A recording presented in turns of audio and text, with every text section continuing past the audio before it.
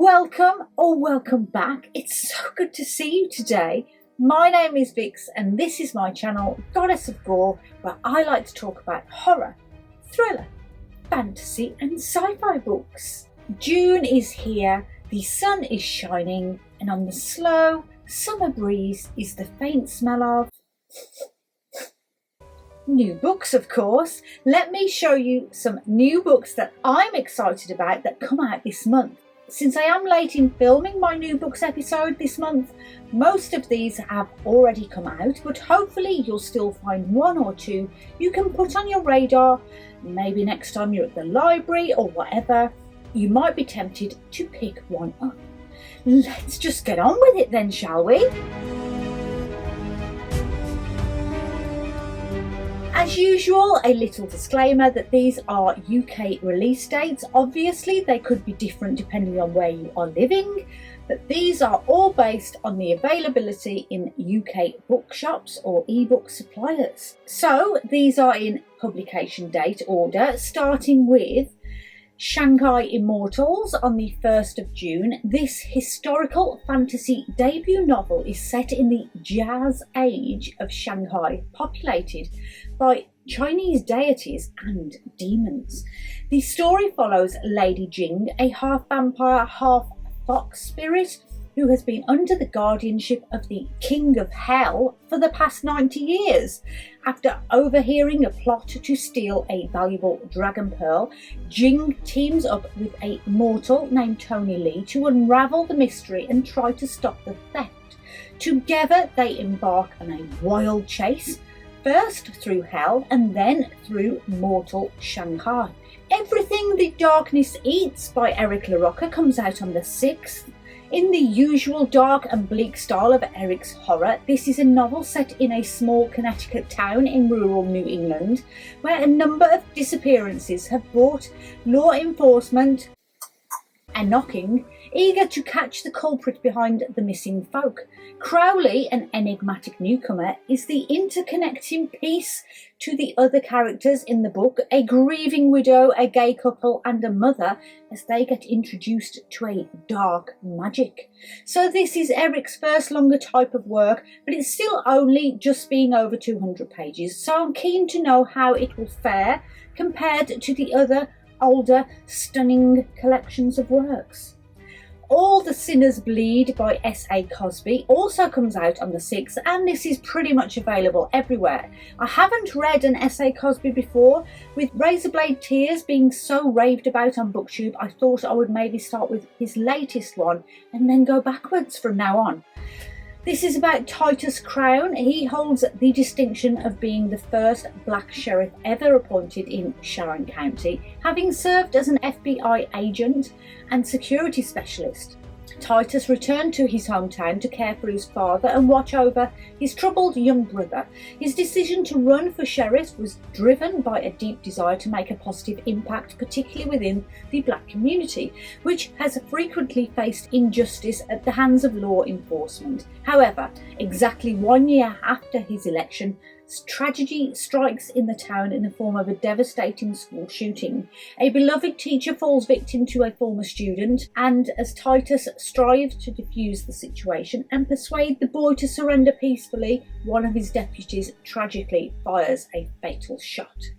During the investigation, it becomes apparent that the student they shot had suffered abuse at the hands of the deceased teacher, as well as other unidentified individuals. The trail leads Titus to concealed graves and hidden truths. As he navigates the arduous task of apprehending a killer who lurks in plain sight, Titus must also grapple with his identity as a black man donning a police uniform in the American South, whilst simultaneously facing the challenge of fulfilling his daily responsibilities, including ensuring the safety of the participants in a Confederate Pride March.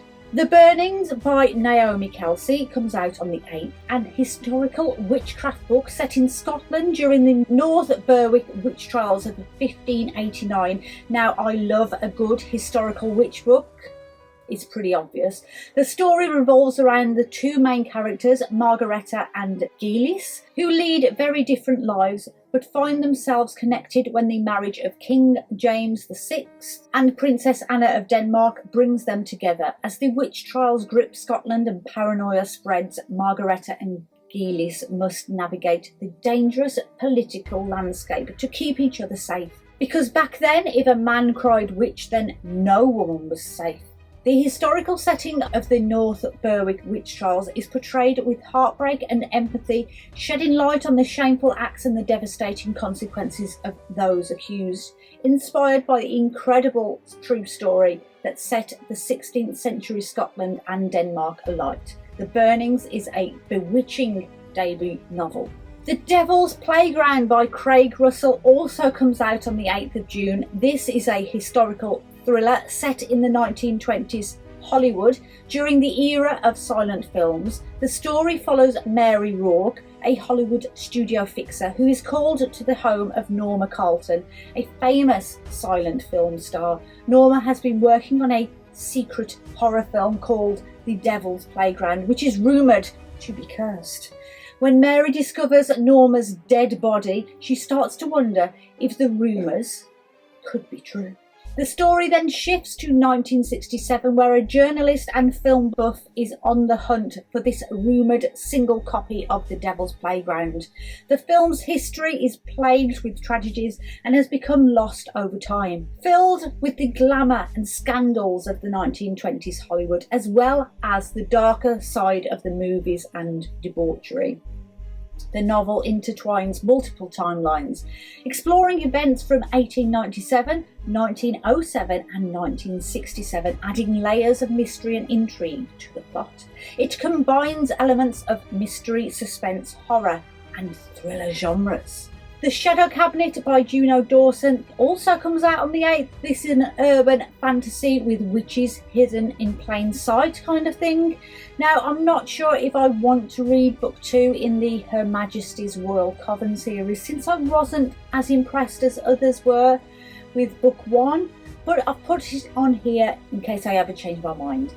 In the second book of a planned trilogy, we meet back up with Lena Harper and her tight-knit group of childhood friends and witches as they face a crucial choice between what is morally right and what is convenient. Their coven's unity and the very fabric of their world hang in the balance, destined to be torn apart forever.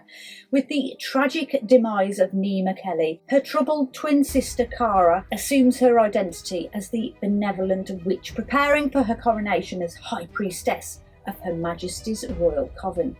Whilst, on the other end of the continent, Leonie Jackman is in search of Hale, rumoured to be seeking a dark object of ultimate power, somehow connected to the upper elecons of the British government. If the witches can't figure out Hale's schemes and fast, all of which kind will be in grave danger, along with the fate of all of humankind. Girls of Little Hope by Dale Halvorsen comes out on the 13th, a YA horror mystery set in a small town of Little Hope, California in the 1990s. 3 girls venture into a woods after hearing about a lost gold mine and vanish. Days later, 2 girls return covered in blood with no memory of what happened. The town is left searching for answers, particularly about the fate of their missing friend.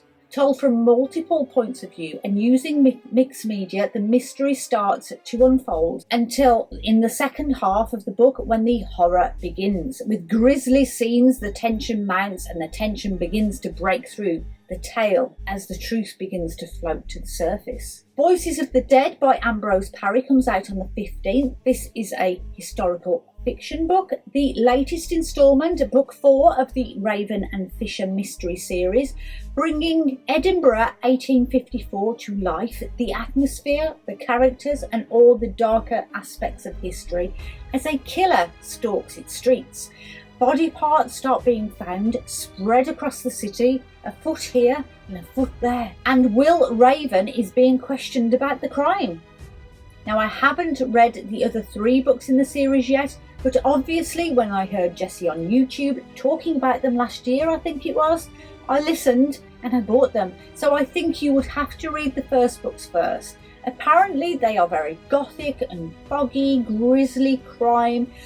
Think Jack the Ripper in Scotland, and if Jessie tells me to do something, I blooming well do it. You're Not Supposed to Die Tonight by Kalynn Bayrona, a YA horror, coming out on the 20th. In this perfect sounding summer camp slasher book, we get the story of Charity Curtis, who gets the summer job of her dreams playing the final girl at Camp Mirror Lake, a themed camp where guests pay to check in and to be scared, and the aim is to be as realistic as possible. But someone is taking things a little too seriously when Charity's co-workers start disappearing. When one of them turns up dead, Charity starts to do some digging of her own into the camp's dark history, and the shady secrets of Camp Mirror Lake start to come to the surface. Her role as the final girl might just become a real-life character, along with her girlfriend Bezzy. If they want to survive the night, they'll have to find out who the killer is, using their knowledge of slasher films and all the tropes and mistakes they make in the movies, in this tongue-in-cheek nod to the slasher films we all know and love.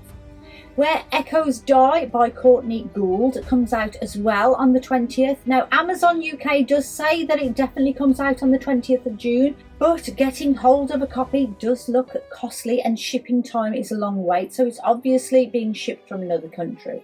In this YA horror book, Beck Bershing has been struggling to cope with the death of her mother, a brilliant but troubled investigative reporter.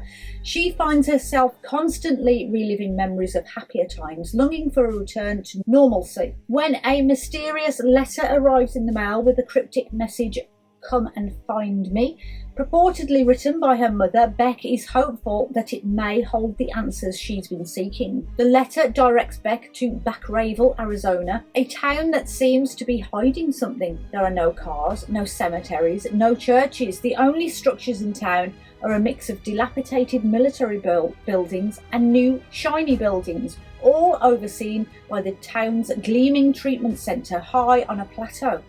The townspeople seem to have no memory of how they came to be there, and the only people who seem to know anything are the town's enigmatic leader and his daughter Avery. Their unexpected connection to Avery brings up emotions that Beck has buried since her mother's death. Beck is desperate to hold on to the way things used to be, but as she starts to lose herself in Back Ravel and its connection to her mother, she must decide whether she can pull herself out. Night's Edge by Liz Kerin, also on the 20th of June, but the hardcover is only available at Forbidden Planet that I could find, and again there is a delay on this, making it not available probably to your doorstep until July, but it's definitely published in the UK on the 20th. This is a vampire horror book about the darkest secrets we keep and how monstrous we can be to the ones we love the most. Mia's mother, Izzy, is a vampire. This has meant that Mia has had to grow up fast with no extracurricular activities, no friends over, and no dating. The most important rule: never tell anyone about Izzy's hunger. Now in her 20s, Mia longs for a life of her own, one where she doesn't have to worry about anyone discovering their terrible secret or breathing down her neck. When Mia meets rebellious musician Jade, she dares to hope she's found a way to leave her home and her mom behind. But Mia's freedom comes at a price. As she gets closer to Jade, she begins to realise that her mother is not the only one who is keeping secrets. And as the past comes back to haunt them, Mia must decide whether she can trust Jade with her life. Maeve Fly by C.J. Leede, also on the 20th. Again, Amazon as the hardcover that you can get imported for a very large price. Maeve Fly leads a double life. By day, she works as a beloved ice princess at the happiest place on earth, bringing joy to children's faces. But as the neon lights of the Sunset Strip illuminate the night, Maeve transforms into a different persona, haunting dive bars with a drink in one hand and a book in the other, emulating her misanthropic literary idols. Everything changes when she meets Gideon Green, her best friend's brother. When he arrives in town, he awakens something dangerous within Maeve, causing the very foundation of her world to shift beneath her feet. Maeve discards her old act and embraces a new, more daring identity. Taking inspiration from the pages of American Psycho, she adopts a bolder, bloodier persona. It's her turn to wield the knife, stepping aside for no one, not even Patrick Bateman himself. This promises to be a disturbing and eloquently described exploration of a character's descent into madness. It effectively captures the grotesque and dark side of Hollywood culture, featuring the most intriguing protagonist. The Whispers by Ashley Audrain on the 20th, available most likely everywhere. A thriller from the author of The Push, which I read pretty much this time last year, and I really enjoyed it and gave it 5 stars, so I'm looking forward to this. It's a suburban thriller about 4 families whose lives are changed after an accident. The Lovelies, whose young son Xavier falls into a coma after a fall from his bedroom window, struggle to cope with the situation.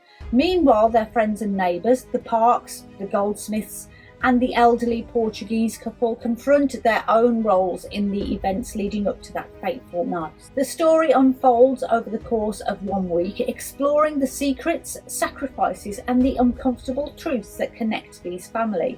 Neighbours gather round, questions are asked, secrets are spilled, and the gloss on everything begins to rub off.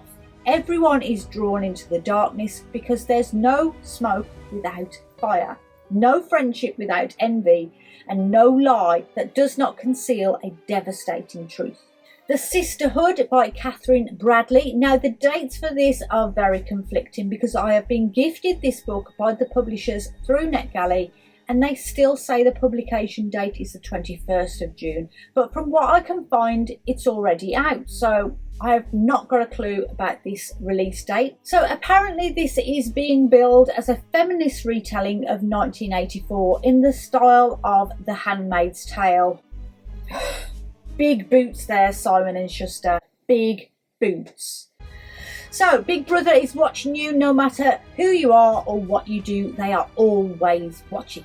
Always watching. Julia is the seemingly perfect example of what a woman in the sinister and smothering Oceania should be. Dutiful, useful, subservient, meek. But Julia hides a secret. Of course she does. They always do. Julia is part of an underground movement called the Sisterhood. If they are ever found, the punishment would be death. And she wants to find the Brotherhood to take on and overthrow Big Brother, and everyone can truly be free. So when Julia thinks she has found a member of the Brotherhood, she begins to think the party's dreams could actually start to take shape. But instead, her own past will catch up with her. As each secret is revealed, they get bigger and bigger, until overthrowing the omnipresent Big Brother will cost her everything she's got. But if you've got nothing left to lose, you don't mind playing the game. This is a story about love, about family, about being a woman, a mother, a sister and a friend, and ultimately about what you would sacrifice for the greater good. It's all about the greater good. The greater good. How can this be for the greater good? The greater good. After That Night by Karin Slaughter, a dark crime thriller that comes out on the 22nd. This book marks the triumphant return of Will Trent in the 11th book in the Will Trent series. And if you didn't know, I am currently reading the Grant County books in order, and I am so happy to get the newest instalment, which I may have to read out of order. So what happens in this one? Well, Sarah Linton from the Grant County series, who, if you didn't know, their books do combine at some point in the series, and now they're back together again. So this is about the past catching up with Sarah Linton. 15 years ago, she was attacked that tore her whole world apart. She has spent the years following it trying to put her life back together, but one night is going to unravel it all. While being on duty in the ER, she gets called to a young woman who has been brutally attacked. She realises worrying similarities between her own assault and this one, so she teams up with Special Agent Will Trent to investigate the case, but it seems the past won't stay buried forever. Dun dun dun. I'm sure this will be the usual Karen Slaughter style of a very dark real-life crime and depravity, with Sarah and Will fighting for justice, and as usual for these kind of books, there's always triggers for some readers, so always make sure that you know what they are if this is something you do want to read. To me, this sounds positively delightful, and I can't wait to get to this newest instalment.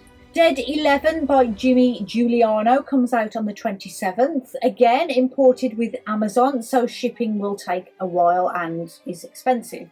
This is a debut horror novel that tells the story of Willow Stone, a grieving mother who embarks on a journey to a mysterious island called Clifford, a creepy island where everyone has a strange obsession with the year 1994 and follows strict rules and traditions. However, after finding the words Clifford Island written on her deceased son's bedroom floor, Willow becomes determined to uncover the truth about her son's death. Why would her son write this on his floor? Determined to find the answers, Willow sets out for the island, and after a few days on Clifford, Willow realises this place is not normal. Everyone seems to be stuck in a particular day in 1994. They wear outdated clothing, avoid modern technology, and perhaps most mystifying, watch the O.J. Simpson car chase every evening. When she starts to ask questions, the people are evasive, but she learns one thing: always close your curtains at night.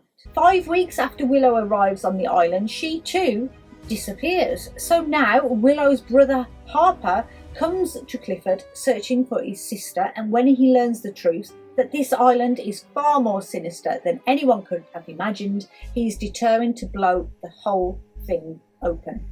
And finally, Lay Your Body Down by Amy Suter Clarke also comes out on the 27th. Now, I'm finding it hard to get a copy of this in the UK, even though all of the bookshops do say it's definitely released on the 27th. Even digital versions are unavailable, so this date may change. A young woman revisits her rural Minnesota hometown, which has become ensnared in the grip of a radical evangelical pastor known for his manipulative tactics and maybe concealing a sinister secret: a murder.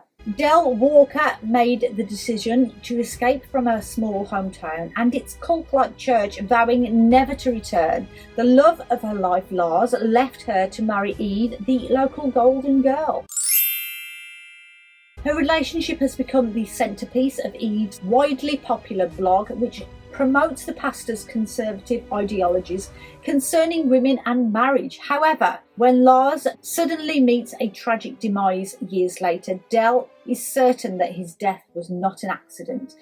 Del musters the courage to attend Lars's funeral in her hometown.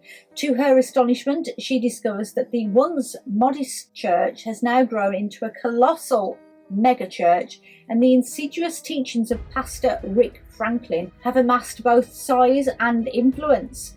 Del begins to unravel the discontent lurking beneath Eve's facade of the ideal wife, expertly crafted with her blog's uplifting posts. Having first-hand knowledge of Eve's desires and ambitions, Del understands the lengths to which she is willing to go to achieve her goals. Determined to expose the church's web of lies and corruption and uncover the truth behind Lars's death, Del embarks on a journey that forces her to confront the religious trauma she has spent years burying deep within. So that's it. That's all of the books that I'm excited about that are coming out in June. Thank you so much for watching. It means so much that you would give up your spare time to spend it with me. What are you excited about that's coming out in June? Are there any new releases that you can't wait to get your hands on, either this month or the next? As always, don't forget to press the like button if you did like it, and subscribe if you want to hang around for just a little bit longer to see more reviews and planned reading in the months ahead. Make some good book choices this week, my friends, and I hope to see you all again soon. Until next time, bye bye.